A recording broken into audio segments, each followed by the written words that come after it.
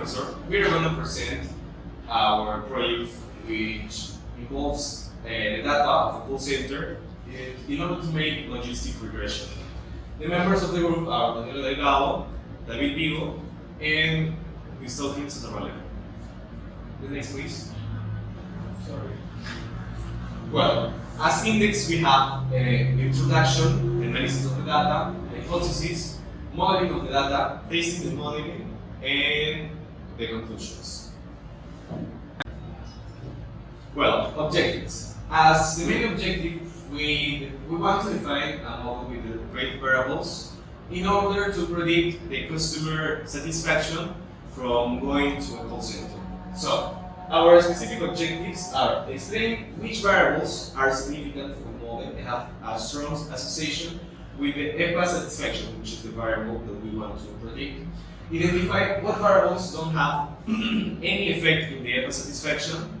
Build and test models in order to predict this variable, and simulate the results to predict possible future results.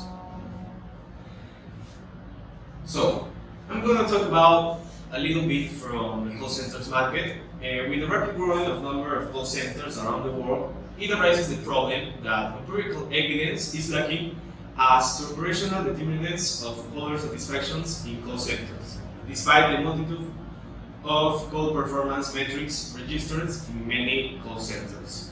For this reason, it is necessary to build a model that can help us to predict dissatisfaction and see which variables we have to consider to improve in order to improve the EPA satisfactions in this case. So, the analysis of the data. We have some assumptions before doing the analysis. We consider the database as significant. And then we have in EPA satisfactions 5 values from 1 to 5. But we include from 1 to 3 to unsatisfied client, which is represented by a 0, and from 4 to 5 as a satisfied client or customer, which is represented by 1. Then we have not available values in EPA satisfactions that we didn't consider, we omitted them. And not available values in the category of customers' loyalty were considered as none of loyalty.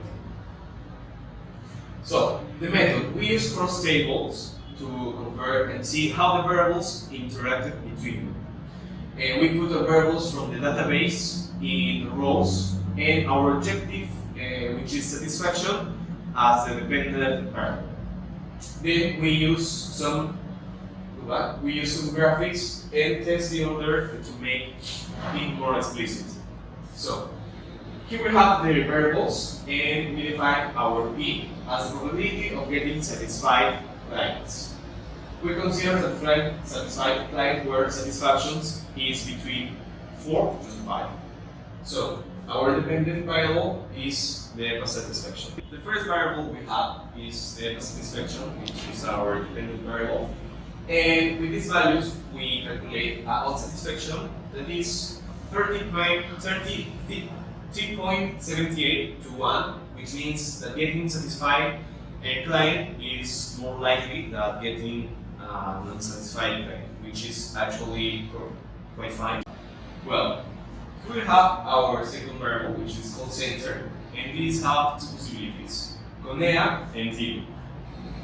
As we can see, CONEA has more satisfied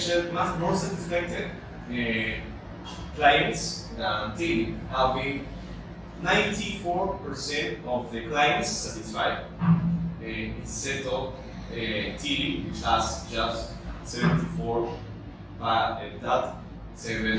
of clients satisfied. So, having this data, we consider that it's important to add this variable in the model.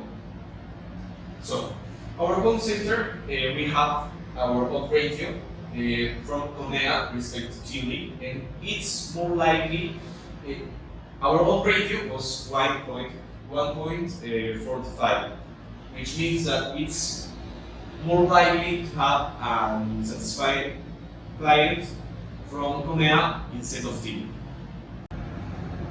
As we can see in the graphic, there is a significant difference between the functional skills, seeing that the service has the most common appearances, and also we can see that the service, which is the most common, has a level of satisfaction of 82%.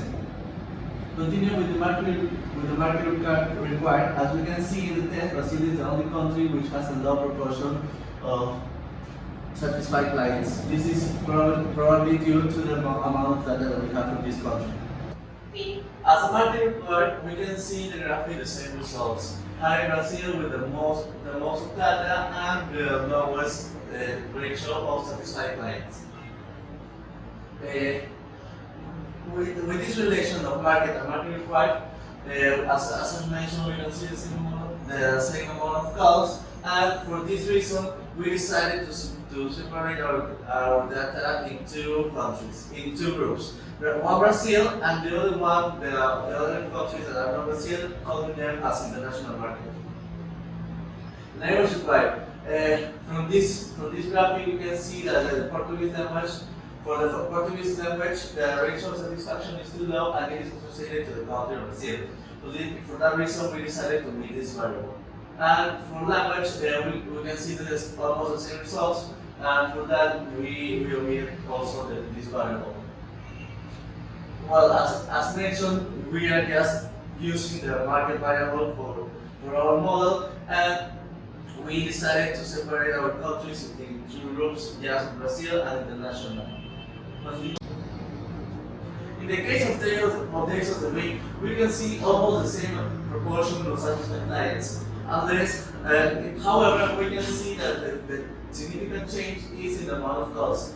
For this reason, we are not considering this variable for our model. Continue. With the data of the call, the hours where they made a call from the call center, we realized that the data of the call is as a local hour, because we were interested in knowing how this influenced on the satisfaction of our clients, if it was in the afternoon or if it was in the night. And as we can see the graphic here, the proportion of satisfied clients is quite medium from 1 to 7 a.m. However, there is not enough data. We do not consider this variable for our model. With the duration, we made a correlation analysis, and we found that there is no association between the duration of the call and the satisfaction of the client. Well, from transfer, in the case of this variable, it has happened that only once that the client has been transferred and he or she wasn't satisfied. In the rest of the cases, it doesn't change. For that reason, we are continuing to make this model because it doesn't have a good result for our proportions. So loyalty required. As a graphic, we saw that these variables had different ratios for each kind of loyalty. So we considered that it was significantly to consider this data. In the database, we just have 4 categories for our customer loyalty. 5, 6, 7, and no loyalty. Having that, with the higher the value of customer loyalty is, the lower the client is loyal to our call center. And finding that with no loyalty, we are showing that the client has no loyalty, is like the lowest loyal client. And we calculated the odds ratio for them. So for the 6th category, it is almost equally likely to have a client with the category of customer loyalty. And continue. For the non-loyalty category with respect to 5, it is more likely to get satisfied clients with respect to the 5 loyalty category, which is something like contradictory with what we were thinking, because we were thinking that with more loyal clients, we will get more satisfied clients, but it was contradicting what we said. And with the odds ratio of 7 and 5, it is less likely to have a client with 7 than 5. So we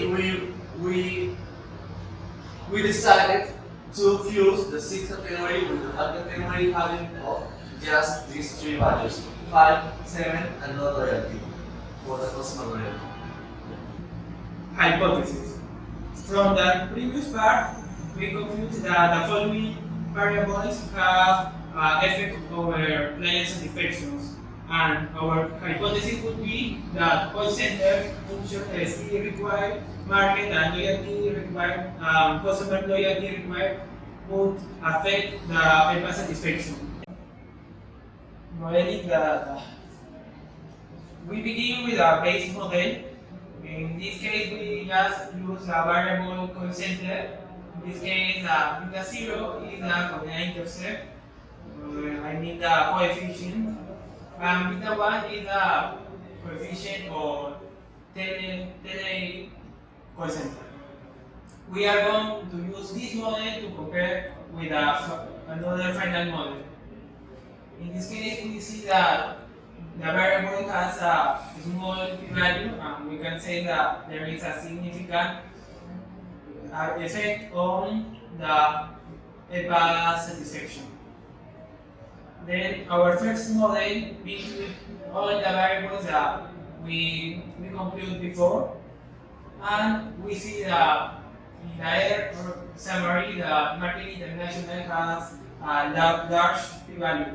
Then we decide to check why this is happening, and we saw that this is associated with the call center, and for this reason we decide to quit this market variable from the model. Then the second model would be the same, but we omit the market variable, and in R we got the loyalty scheme required also has a large p-value. Then we omit it, and our third model would be this one. And we see that in the summary that all are significant variables. In the first line, we see that the omitted one is Konya call center, and it has an important coefficient. In the second, we see that omitted is claims refers to ski required. And looking at the odds, we calculate this with the function exponential of the coefficient. We saw that the larger one is related to the call center, and the second one is related to the function scale required. Then looking at the variables, we use a function called var_int, who it gives us how much important relative weights are our variables, and we can see that call center is the most important variable. Then we are going to compare the models, the base model and the third model. We made a ANOVA test. We can see that the null hypothesis would be that our two models are similar. Then with a small p-value, we can reject this hypothesis, and we can say that model base is different from model 3. We can see the residuals, that there is less residuals in the model 3 than the base. We decide to work with this. And also we use a pseudo R square with that function, and we see that the larger one is related to the model 3. To compare the models, we use true positives and false positive percentage. First, we made predictions from the model 3 and the base model, and we got the probabilities. Then, if the probability was bigger than 0.56, we take it like a satisfied client. If not, was unsatisfied. Then we use the function ROC to plot the graph. We got the graph, and we can see that the proposed model, I mean the model 3, has a area under the curve of 73.9%. It is bigger than the base model. Then it means that a true positive is better than the false positive. So the proposed model has a better AUC. The base model could be also used instead of this. This is because first with the AUC are similar, and this is because there are only two call centers, and we could see that the call center tele has a better probability of got satisfied clients, and then we can, if we knew what call center attends a client call, we could predict what if the client is going to be satisfied or unsatisfied. And it is interesting because the call center is also strongly associated with the market. We could see the call center tele only attends call from Brazilian market instead of the Conea call center who attends calls from Brazilian and international markets. And we could see that also there was a big difference between the